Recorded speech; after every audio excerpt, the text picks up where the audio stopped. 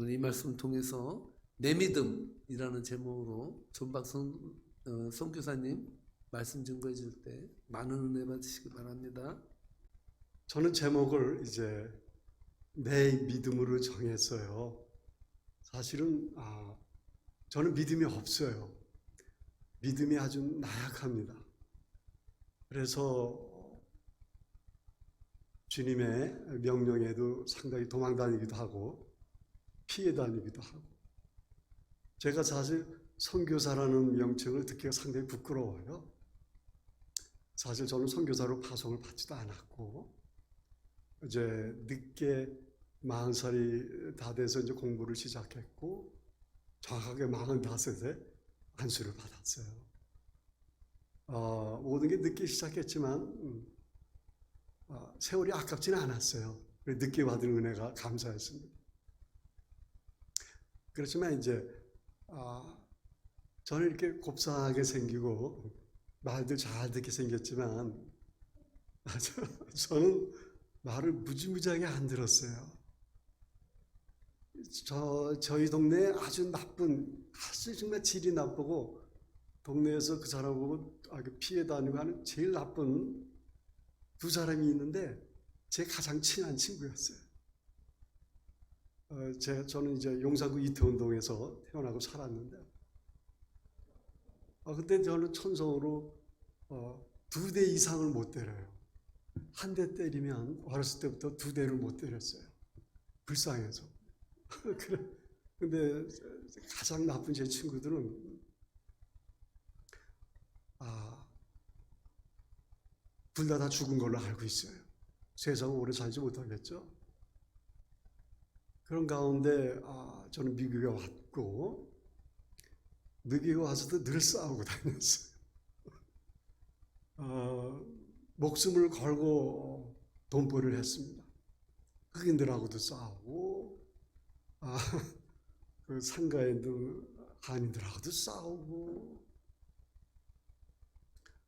이제 그러면서 길거리에서 시계를 팔고 다니고 하면서 경찰하고도 싸우고, 그래 운 좋게 이제 경제적으로도 좋아졌고, 많이 좋아졌는데도 불구하고 저는 편한 날이 없었어요.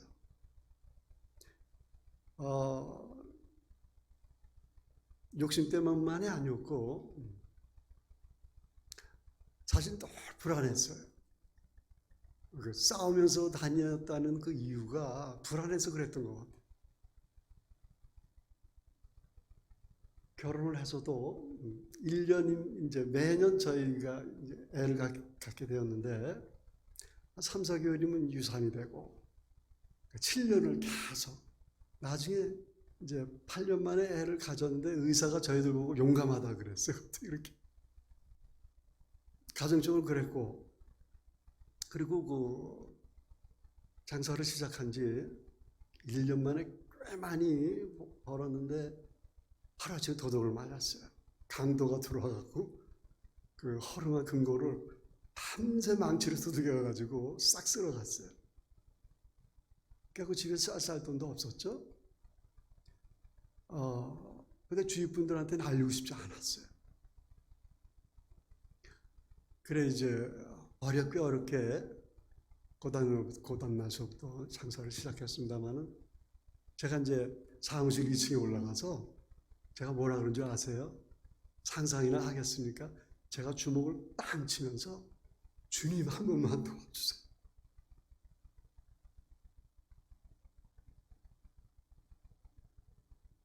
제가 중국에서 이제 얻어온 게 뭐냐면 눈물이 많아졌어요. 툭 하면 울어요. 건드려도 눈물을 흘려요. 그래 이제 그렇게 어렵게 시작을 했는데, 근데 고단 나서부터 발에 발 디딜 틈이 없을 정도로 손질이 막 몰렸어요. 물건도 없는데. 그래서 뭐 금방 일어서고, 그러면서도 편치 않았어요.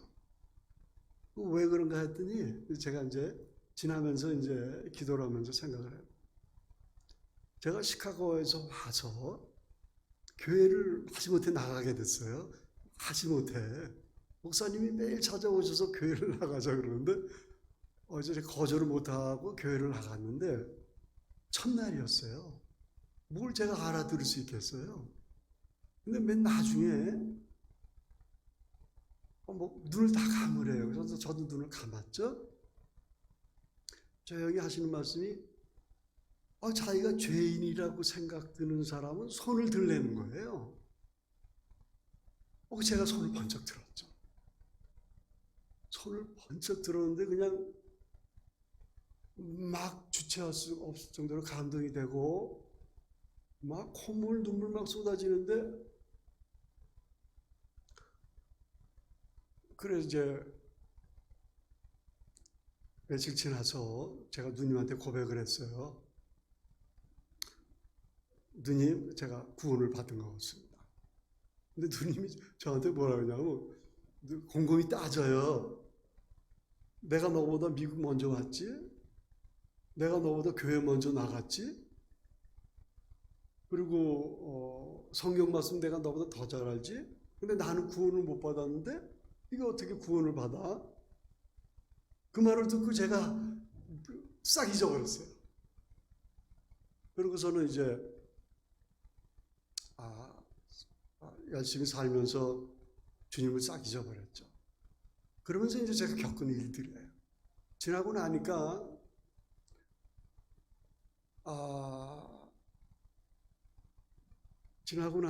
이제 이 자리에 서서 제가 드리고 싶은 말씀은 그게 모두 하나님의 뜻이었어요. 그래, 뭐 잘 살아도 주님을 섬길 수 있지 않느냐 하지만 제 경우는 그렇게 어려움을 겪어야만 주님의 말씀에 조금 순종할 수 있었고 또 뭐라 그럴까 좀 집중할 수 있었지 않았나. 저는 믿음이 없어요. 그래서 제가 베드로후서 2장 1절을 저희들 같이 좀 나누고 싶었던 이유는 거기 이제 믿음이라는 단어가 나와요. 그래서 이제 좀 더 저희가 찾아보면은 구약에는 거의 사용되지 않는데 신약에서만 거의 200번 이상을 사용해요. 그만큼 중요하다는 단어인데 그 내용을 조금 살펴보면은 이제 믿음이라는 말이 신뢰한다, 그리고 신념, 그리고 확신 그런 뜻을 갖고 있더라고요. 그리고 좀 더 저희가 사용되는 내용을 보면 충성이라는 단어도 거기서 파생되고 있어요. 그래서 믿음이라는 말은 어떻게 보면 확신을 가져야 되는 그런 동기도 부여하고 충성이라는, 여러분 충성하는데 꾀를 드시죠? 집사님 안 그렇습니까? 충성하는데 쉽지 않지 않습니까? 그죠? 그래서 내가 가진 걸 지켜야 되겠고 또 전략해야 되겠고 하는데 교회 입장, 우리가 성도 입장에서 보면 지금 반대 현상을 저희가 지켜야 되는데, 그래서 제가 저를 이제 다시 한번 소개해드리면은 저는 이제 피하다 안 돼서 이제 우리 성경의 구약의 요나를 잘 알지 않습니까? 고레 속에 집어넣어서 그래서 거기다 갖다 놔서 거기서도 불평불만을 갖고 복음을 전도하고 결국 불평하면서 하나님께 그 내용을 잠깐 저희가 볼 수 있습니다만은 저도 그런 사람 중에 하나였어요. 가서도 불평했고 나오면서도 불평했고 지금도 조금 불평을 갖고 있어요. 그래 우선 먼저 소개하지 않을 수 없는 것이 저희 집사람이에요. 제가 아까 첫 번째 집사람 있었죠, 그죠? 이번엔 두 번째 집사람이에요. 그래 중국에 가서 거기 젊은 교육자들하고 주로 초원을 다니면서 시골을 다니면서 복음을 전하는데 이제 하나님께서 많이 역사하셔서 구원받는 성도도 있었고 그리고 같이 다니는 젊은 교육자도 많이 은혜가 됐어요. 저도 은혜가 됐고 거의 끝날 때쯤에서 이분들이 저에게 좋은 분을 중매했어요. 그래서 마침 이제 이분은 개척교회를 하고 있었고 1년 후에 저를 만났는데 이분은 이제 그 북쪽의 높은 사람한테 이렇게 접선이 돼가지고 스파이로 이제 활동을 하고 있었어요. 북쪽의 스파이로. 그래서 그 북쪽의 강변에 있는 그 높으신 분들은 어떻게든지 연변군의 그 사정을 잘 아실 필요가 있었어요. 왜 그러냐면 그쪽에서 모두 이제 곡물이 필요하면 곡물을 요청해야 됐고 돈이 필요하면 사기를 쳐서라도 돈을 가져야 되겠고 그래서 많은 분들을 스파이를 접선하고 있었는데 저희 집사람이 이제 연변에 뭐 장사할 산업이 없고 공장도 없고 그러다 보니까 그 당시에 북조선을 다니면서 많이 장사들을 했어요. 보따리 장사를.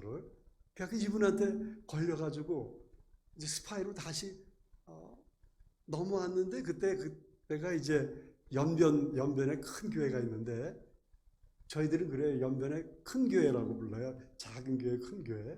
그 큰 교회에 이제 스파이로 가서 앉아 있는 거예요. 가서 무슨 소린가 하고 듣고 요약해서 이분한테 가서 이제 보고하는 건데 이분이 거기서 복음을 듣고 어제 그리스도를 영접하고 그리고 이제 나름대로 은혜를 받고 이제 그 내용만 살짝 빼서 나름대로 그동안에 요약해서 보고했던 내용을 보고한 거죠.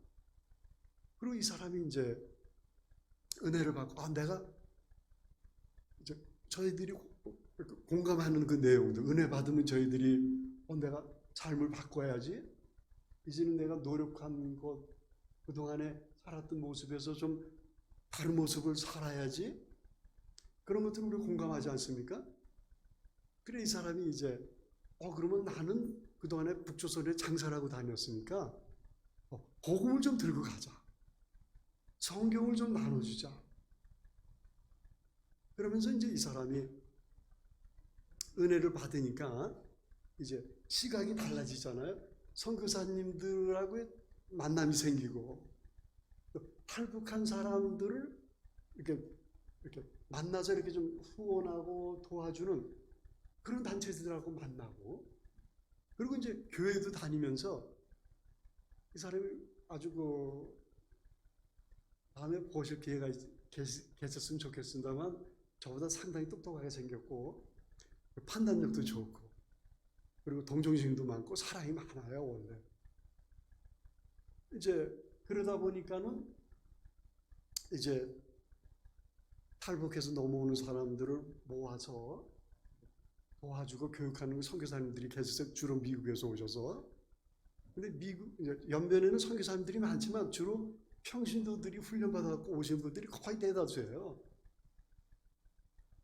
그래 이제 도와주다가 이제 이분이 그 성경을 가지고 넘어가고 또 동시에 성경만 가지고 가면 안 되니까 이제 많은 선교사님들이 이제 후원을 받아서 이제 음식도 가지고 가고 그러면서 거기서 걸렸어요.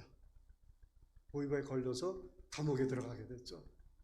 감옥에 들어갔는데 감옥에서 이제 거의 죽을 지경이 됐는데 그 스파이로 보냈던 그 높으신 분이 저희 집사람은 이제 죽는 거예요. 거의 100% 죽는 건데 이 사람이 힘이 워낙 세니까 빼냈어요.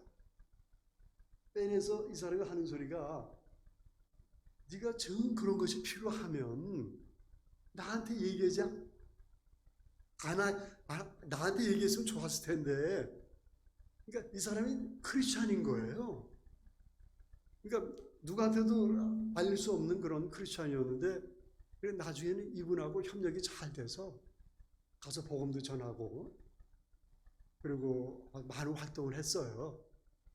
그래서 저는 이제 그러면서 이분이 사역하면서 그 CCC 이제 캠퍼스 크루세이드 크리스찬 그래가지고 그 대학생 선교회 이제 선교회들이 이제 훈련을 받는데 어떻게 훈련을 받냐면 이제 북조선에서도 탈북하는 사람만 넘어오는 것이 아니라 이렇게 돈을 많이 써갖고 연변에 돈 벌러 온 사람도 많아요. 그럼 그 사람들이 와서 사실 돈 벌 수 있는 방법이 별로 없거든요.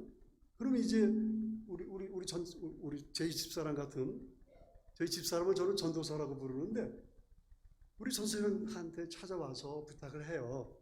그리고 전사님은 이분들을 그 CCC 단체에 연결을 시켜주면 이분들이 모셔가요. 모셔가면 아파트에서 한 석 달이고 여섯 달이고 성경 공부 시킵니다. 그리고 갈 때는 이분들이 공장에서 일을 해야 거기서 빚을 얻어서 넘어올 때 쓰는 비용과 또 가져가서 또 이렇게 먹고 살 양식을 준비할 텐데 와서 교육만 받으니까 그걸 준비를 못 하잖아요. 그래서 그 CCC에서 다 준비해 주는 거예요. 많은 돈을 주고 한 2, 3년 돈을 모아할 돈을 이렇게 해가지고 다시 보내죠.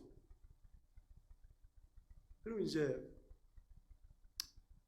그 내용 후는 이제 저희들이 많은 그 이제 스토리들이 있지만 그렇게 해서 CCC를 이렇게 활동을 하고 이제 학생들이 모이면 이제 자비량을 하지 않습니까? 이 대학생들이 그 단기 선교를 연변에 오기 위해서 1년을 정말 고생을 해서 그 정말 모은 돈을 가지고 이제 단기 선교를 오는 거예요. 얼마나 귀한지 모르죠. 그럼 이제 어떨 때는 많을 때는 한 3, 40명이 저희 교회 오기도 하고 어떨 때는 6명이 모여서 오기도 하는데 저희 교회는 시골 교회라 굉장히 가난하죠. 왜 오냐면 이제 저는 미국에서 왔고 이제 우리 선교사님은 이제 그 교회를 아주 그럴듯하게 연변에서는 그래도 그럴듯하게 아주 잘 섬기고 있었어요. 성도님들하고.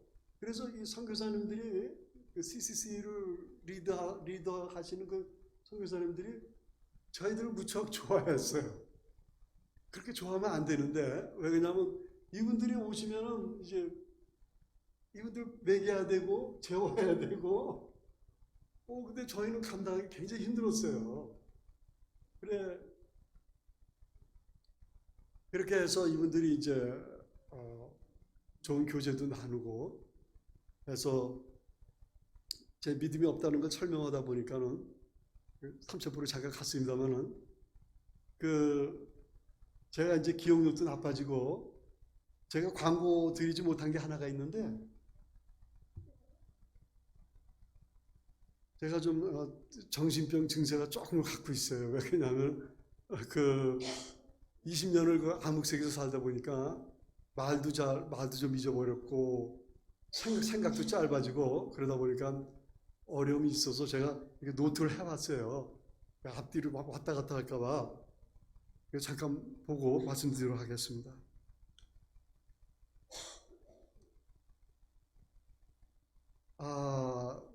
그리고 저희 교회에서 이제 사역한 내용 중에 양농을 많이 섬겼어요. 전에 잠깐 말씀드렸지만 이제 그 몇몇 사람들은 이제 산업이 없으니까 한국에 가서 많은 일을 하시는데 이분들 패턴이 비슷해요. 1년 나가서 열심히 돈 벌어가지고 들어와서 술 사고 밥 사고 그리고 아들님이 차 사주고 그러면 또 1, 2년 있다 또 나가고 그렇게 반복 생활하다 보면 한 4, 5년, 5, 6년 되면은 거의 폐인이 되다 싶어요. 그리고 이제 젊은 사람들은 나가서 애들을 이제 할머니, 할아버지 때 맡기면 가정이 엉망이 되죠. 그러다 보면 이분들이 이제 나가다 보면은 고등학생이나 중학생들은 졸업한 학생들은 어디 갈 데가 없어요. 그럼 이분들 양로원에 보내요. 양로원에 가면은 이렇게 나이 적은 사람만 있는 게 아니라 각양의 나이대와 각종 사람들이 다 있지 않습니까? 감옥 비슷한 환경인데 거기 술 먹는 사람, 화투 치는 사람, 무슨 약에 중독된 사람, 성한 사람이 거의 없죠. 그런데 애들을 보내니까 애들 정상일 수가 없어요. 가정은 다 깨지고 그래 찾아다니면서 거기서 이제 복음을 전하고 좀 괜찮은 젊은 친구가 있으면 교회로 데려오죠. 교회로 데려와서 이제 복음을 이제 성장할 수 있도록 도와주고, 이제 저희 교회에 이제 제가 지금도 마음 아파하고 이제 지금도 아쉬워하는 부분이 있다면은, 이분들이 성장을 이제 복음을 알고 복음이 이제 이분들은 이제 성경 공부하다 보면은 막 뛰쳐나가요. 왜 그러냐면 사람이 죽었다가 살아났다니까. 그리고 당신 죄인이 되니까 당연히 평생 생각해보지도 않은 내가 왜 죄인이냐 그러고 튀어나오기도 하고, 사람이 어떻게 죽었다 사느냐, 그리고 그분이 어떻게 하나님의 아들이냐. 이분들이 그렇게 황당한 거죠. 근데 나름대로 이제 반복하고 이제 찬송을 하고 예배를 드리고 하면은 알게 모르게 이 사람들이 조금씩 변해 가요. 신기한 일이 있죠. 그러다가 이제 제가 판단하기에 이분은 이제 복음에 대해서 완전히 아는구나. 그럼 제가 내보내요. 그냥 내보내지 않고, 이분들은 이제 하나님께 헌금하는 것이 아니라 저를 보고 헌금하는 거겠죠. 이제 불쌍하게 보고, 나름대로 뭐 형편이 너무지 않다는 것도 알고, 그래서 그럼 이제 저는 기록을 다 하죠. 그럼 이제 헌금 받은 거 하고 이 사람을 내보냈대. 뭐 난리 나죠. 이제 내가 조금 알았는데 목사님 왜 날 내보냅니까? 나보고 죽으라는 거 한 두세 달을 서로 안고 막 웁니다. 그래도 방법이 없어요. 왜 그러냐면 저희들이 잘 알지만 우리가 교회에서 은혜를 받고 하지만 성장 기간이 있잖아요. 꼭 애 자라듯이, 사춘기 자라듯이. 근데 그때는 부모님들이 잘 돌봐주고 뭐 사고를 쳐도 내 새끼니까 감싸주지만, 그리고 교회에서는 성도님들이 이렇게 이끌어주고 목사님들이 이끌어주고 같이 울어주기도 하고, 우리 양집사님도 잘 아시지만, 근데 우리 교회는 해줄 사람이 없는 거예요. 제가 만약에 그걸 일을 해드리면 저는 아무것도 못하고, 그리고 미국 교회에 미국 목사님 있다는 거 막 소문하고 다니고, 그래서 눈물 먹고 내보내죠.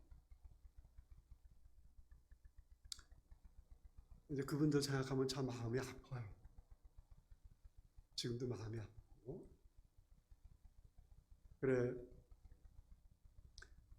한때는 이제 그분들이 잘 성장해서 우리 제자화라고 있지 않습니까? 뭐 잘 성장하셨지 않습니까? 양집사님도 그렇고 잘 성장해서 이제 저는 이제 저에게 꿈이 있다면 북조선 가는 거예요. 북조선 가는 건데 저는 원래 겁이 없고 싸우기 좋아하고 하니까 이제 강 건너 그냥 몰래 저희 개화기 때 선교사님들이 이제 그때 많이 강 건너 넘어오셨거든요. 정식으로 등록도 안 하고. 저도 그래서 이제 많은 열매들을 사실 가지셨어요. 정식으로 오신 분들은 이제 이렇게 무슨 단체를 통해서 의료기관이나 학교 이렇게 저희들이 꼭 필요하지만 저는 이제 다른 쪽으로 관심을 갖고 있었어요. 또 이제 제가 교회 집사 때 우리 성 선생님을 만났지만 저한테는 선생님이에요. 어떠죠? 오래됐으니까 제가 반반도 하고 가끔 근데 사실 제가 많은 분들에게 영향을 받았지만 유명하신 분도 있고 교회 사모님도 계시고 목사님도 계시고 제가 제일 좋아하는 무디교회 루처 목사님도 계시지만 저에게 제일 영향을 준 분은 성이에요. 저 이렇게 하는 거 보면 썩 비슷하지 않습니까? 이게 말하는 거나. 그 제가 영향받은 게 개인 전도이기 때문에 이렇게 개인적으로 만나고, 그래서 저는 이제 거기서도 이렇게 이렇게 북경을 이렇게 다니면서도 북경 다니면서 기도하고 다니는데 어디 넘어갈 데가 없나 하고 늘 유심히 보고 다녀요. 그러면 뭐 사실 뭐 요즘 같은 시기에 넘어가서 여행이 뭐 한 달을 버틴다 그래도 저를 도와준 사람은 싹 걸려가고 싹 총살당하는 수밖에 없어요. 저 하나 죽는 건 괜찮지만 저를 도와주신 분은 다 죽어야 돼요. 삼적이 멸살을 당해야 돼요. 그래서 저는 그렇게 제가 꿈이 있지만 제 꿈 때문에 그 사람들까지 죽이고 싶지 않았어요. 그래서 이제 그러니까 북조선과 중국이 혼란해서 이렇게 배 타고 가도 뭐 이렇게 집중하지 못할 수 있는 그런 환경이 오도록 기다리고 있었거든요, 사실은. 근데 점점 더 세지는 거예요. 북쪽도 세지고 중국도 세지고 독재가 점점 세져갖고 막 전기철조 막 놓고 전기철조 막 놓고 뭐 왕복이 안 돼요. 전에는 밀수꾼들도 왔다 갔다 했었는데 밀수도 이제 안 돼요. 그래서 제가 뭐 다시 오긴 했습니다만 참 신기한 건 이제 코빅 때문에 미국도 엉망이죠. 중국도 엉망인데 중국은 아예 무슨 문제가 생기면 한 도시 자체를 아예 없애버려요. 소리 소문도 없이. 근데 이제 미국은 그럴 수 없으니까 난리였었거든요. 저보고 이제 한 석 달 전서부터 목사님 나가야 됩니다. 저는 이제 거기 들어갈 때 목사로 등록을 했어요. 들어갈 때 아예 허락을 받았어요. 설교는 하면 안 됩니다. 그렇지만 성경 공부를 할 수 있습니다. 그런 허락을 제가 받고, 그래서 이제 목사님 3개월 후엔 나가야 됩니다. 그동안은 쭉 봐줬듯이 그냥 봐주겠지. 뭐 저는 사이가 좋거든요. 근데 한 2주 돼가지고 저보고 나가라 그러는 거예요. 나가라 그러는데 그때 상황이 어떤 상황이었냐면 미국 아무도 못 들어왔어요. 백신도 뭐 맞을 준비도 안 돼 있었고, 근데 저보고 나가라 그러는 거예요. 그래서 내가 어디로 가느냐 나가면 비행기표도 없었어요.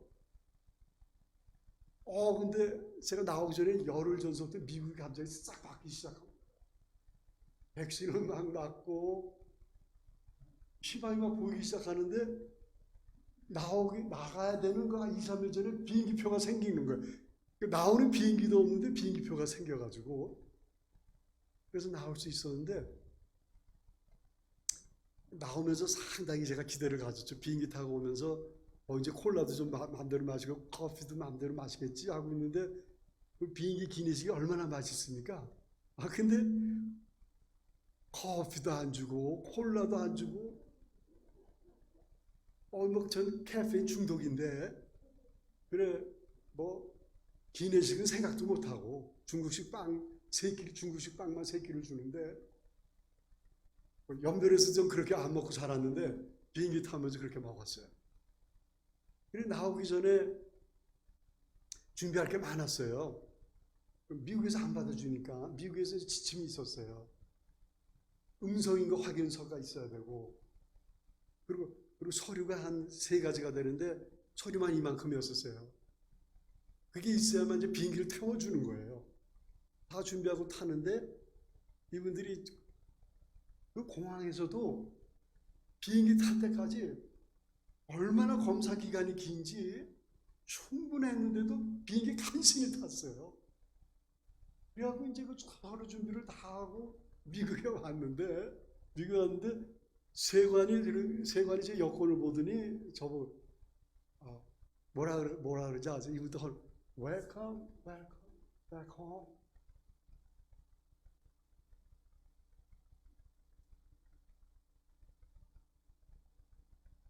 미안합니다. 혼자 감동이 돼갖고 혼자 그래갖고 그 소리를 듣고선 제가 근데 제가 서류를 그럼 그 세관 보고서는 있잖아요. 세관 이렇게 보고하는 거 뭐 있다 없다 그걸 보자는 거예요. 그러고서 내가 서류를 같이 그랬더니 필요 없다. 그냥 들어가면서 그냥 들어갔어요. 그래 제가 들어와서도 이제 그때는 5년 전에 2년 전에 잠깐 나왔을 때는 다시 들어가야 된다는 그 목적이 있어서 했지만 이제 여기서 살아야 된다는 그런 생각이 저를 또 많이 약하게 했어요. 역시 나는 믿음이 없구나. 이제 2달 지나서 봤는데 저희 믿음의 성도들을 우리 베드로도 그렇고 우리 사도들도 그렇고 우리 하나님의 말씀, 성령에 감동된 말씀이 이분들에게 골고루 하시는 말씀이 뭐냐면 저희 성도들에게 하시는 말씀이 어떻게 살라고 그러냐면 너희는 you are the stranger. 우리가 사는 세계에서. 그리고 심하게 하는 성경은 에일리언이라고 표현됐어요. 외계인이라. 막상 스트레인저가 되고 외계인이 되니까는 내 믿음은 어디 간지 몰랐어요. 어느 주머니에 가 있는지. 그래서 오니까는 그러니까 아무것도 없죠. 근데 이제 제가 5년 전에 2년 전에 왔을 때 하나님께서 집 없는 사람들 홈레스 피플 우리 뉴스 많이 보지 않습니까? 이분들하고 이렇게 접촉하는 그런 기회들을 많이 가졌어요. 그 당시에. 근데 의외로 그 안에 크리스천이 많았어요. 어떤 분은 저한테 기도도 해줘요. 쫙 영어로 쫙 너는 중국 가서 충성해라. 그래서 나도 사실 이분들과 하나가 됐죠. 사실 집도 없고. 그래서 곰곰이 기도하고 생각했죠. 내가 왜 이분들하고 깊이 만나야 되나, 관계를 가져야 되나. 다른 분들은 별로 저를 반기지 않는데 이 노숙 사역을 하시는 분들 저를 굉장히 반겨요. 자리가 준비되어 있다, 하나님 뜻이다, 잘 왔다. 저는 하나도 공감이 안 가는데. 그래 이제 2달이 지나서 보니까 기도하고 보니까 저는 이제 북조선을 많이 생각하고 이분들의 여건이 이제 앞으로 어떻게 될 것인가 예측도 해야 되고 해보니까 이분들이 혼란한 시기가 되면 많은 분들이 홈레스 피플이 되는 거예요. 북조선 사람들. 지금은 이제 통제 속에서 살고 거의 오고 갈 데 없지만 그 사람도 집이 있어 살지만 겨우겨우 불칠하면서 이제 혼란한 기간이 오면 그것마저 없어지는 거예요. 그러면 이분들이 하여튼 중국으로 넘어오든 북조선에서 남든 어떻게 살든 거의 다 많은 사람들이 홈리스 피플이 될 텐데 제가 너무 거기 가고 싶어 하는데 준비 없이 가면 안 되잖아요. 그래서 이제 제가 조금 알 거.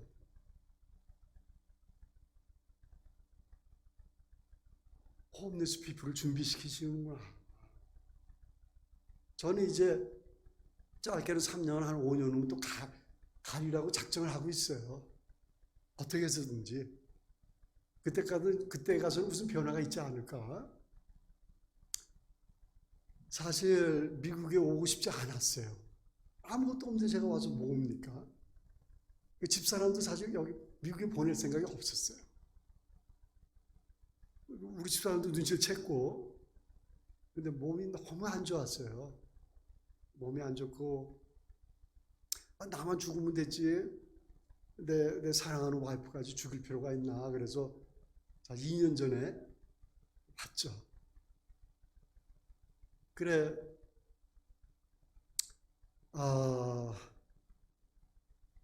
여러분에게 이제 서도 없이 제가 준비한 건 사실 거의 다 말씀을 드렸지만 이렇게 막 뒤죽박죽이 됐어요. 뒤죽박죽 됐는데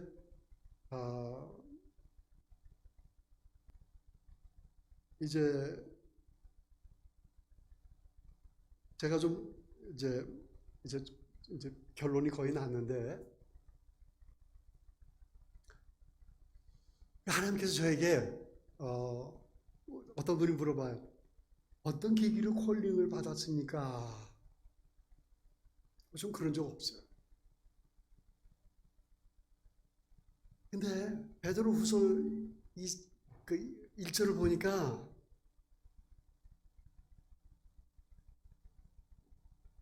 우리가 하나님의 의로 콜을 받았대요.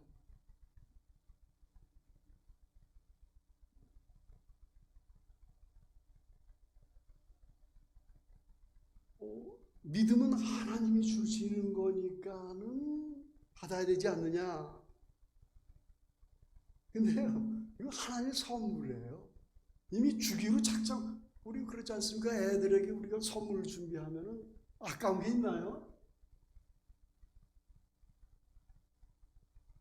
하나님은 우리 성경을 읽다 보면 부모님은 우리를 떠나시지만 그 사랑했던 부모님들은 더 큰 사랑을 갖고 계신 하나님은 우리를 안 떠나신다고 하지 않습니까? 그런 하나님 우리에게 선물로 주는 믿음을 줄까 말까 그렇게 땡기는 게 아니거든요. 여러분이 갖기로 마음만 가지면 가질 수 있는 거예요, 믿음을. 무슨 믿음이요? 무슨 믿음입니까? 이게 중요한 거예요. 우리가 하나님을 믿는다고 하지만 하나님을 어떻게 믿어요? 보이지 하나님을 어떻게 믿습니까? 성경 말씀이 하나님의 말씀인지 어떻게 알아요? 공부하지 않고.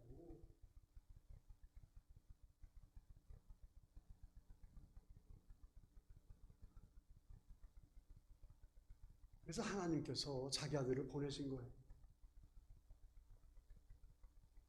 예수님을 보면 하나님의 후광이래요. 예수님을 보면 하나님이 보인대요. 근데 우리는 그분을 십자가 위에서만 보잖아요. 너무 중요하니까. 그분이 왜 죽으셨나요? 한번 제가 여쭤봅시다. 그분이 왜 죽으셨나요? 누구를 보셨기 때문에 그 말씀 드립니다. 누가 아니지 않습니까? 그리고 나서 공부 중에도 그 내용을 보시지 않습니까? 제가 거기에 저를 보였던 말씀이 물하고 주의하고 주님을 들어서 그걸 풀어줬을 때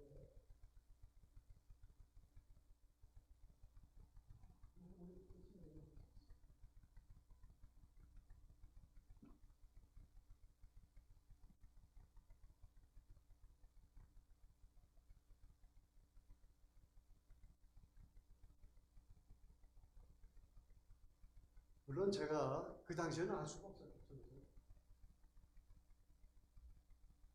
하나님께서 자기의 아들을 십자가에서 죽이시고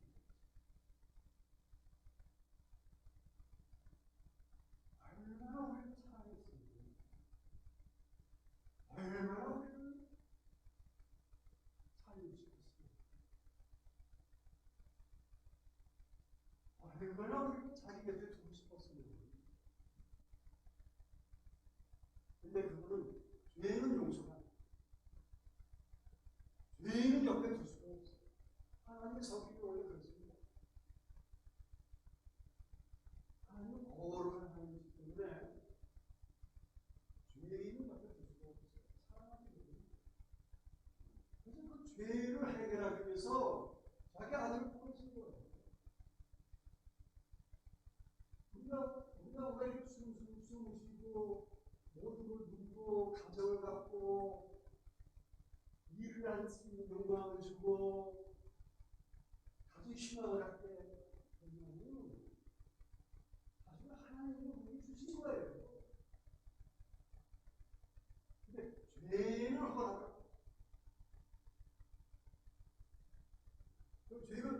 죄 때문에 우리가 끊어질 수 있느냐? 하나님 우리가 끊어질 수 있어요. 성경을 절대로 얘기합니다. 끊을 수 없기 때문에 우리 대신 누가 죽어야 되는 거예요. 근데 죽어야 되는 것이 우리 다른 우리 유산, 우리 이상하게 있는 우리 다른 사람 있는 것들이 다 죽을 수도 있고 어디고 다른 사람을 죽일 수도 있고 아주 흉하지만 그리고 우리 구약에는 실제로 대제사장이 한 것이 양의 피를 가지고 성소에 들어가서 죄를 용서하고 용서해 줬어요. 그리고 1년밖에 효과가 없어요. 누구에게 해당된 게 아니에요. 이스라엘인들에게 해당돼요. 근데 양의 피가 아니고 가축의 피가 아니고 누구의 피?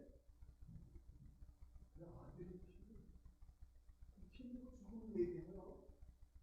죽이시고. 누굴 위해서? 우리가 죽을 것을 위해서.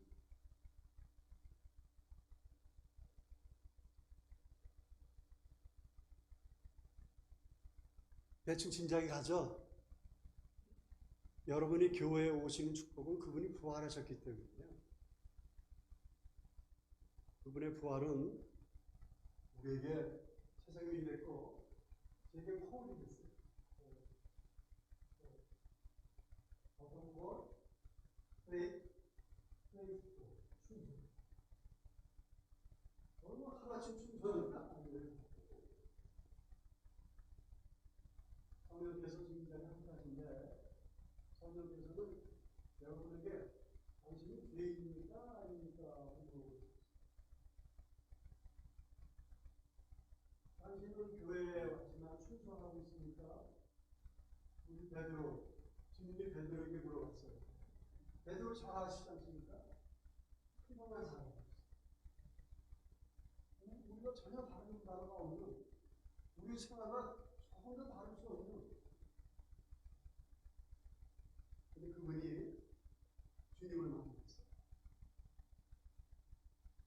주님을 만나고도 성령 세례를 받고도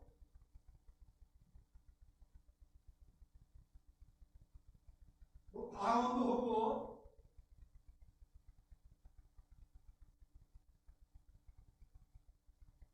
주님 십자가 죽으시고 믿음을 받으니까 뭐 하는 줄 아세요? 뭐 했어요? 따랐어요?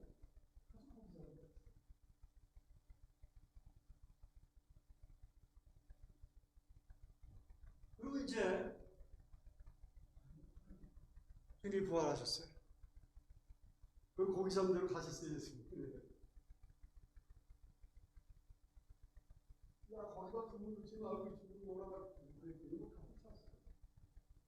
그 경험을 했던 제자들이 주님이다! 하면 뭐 베드로부터 쫓아갔죠.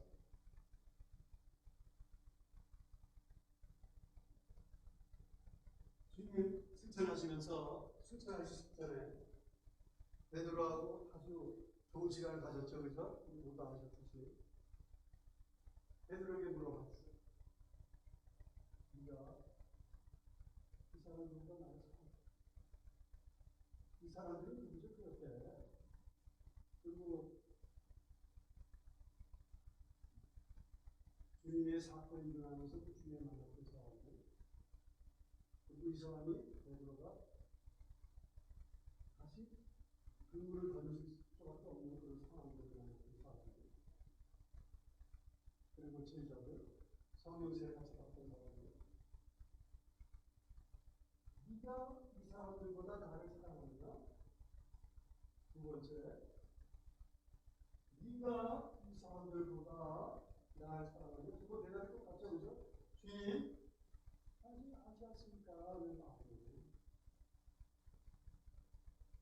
나중에 세 번째, 똑같은 질문이지만 애들과 쓸것 같아요.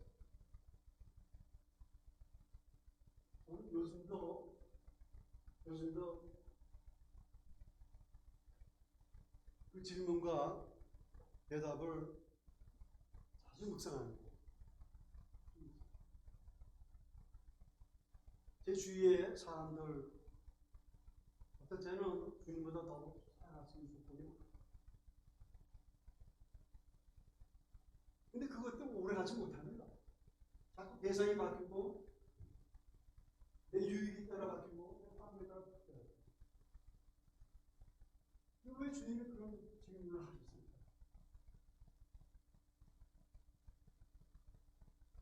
네가 이 사람보다 나를 더 사랑하느냐? 그것은 전 비밀이 없어요. 제 나름대로 적었어요.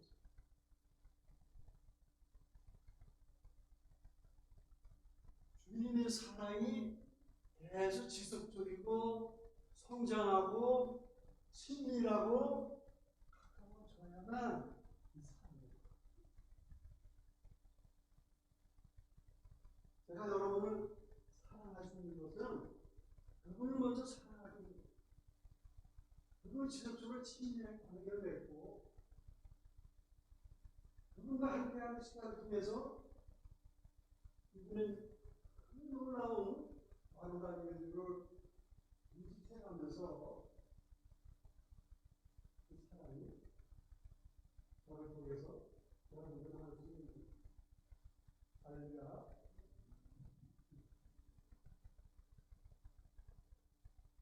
네, 여러분 만난 것 감사하고, 그리고 앞으로 제 미래, 여러분의 미래, 그분의 손에 있기를 전 기도하겠습니다.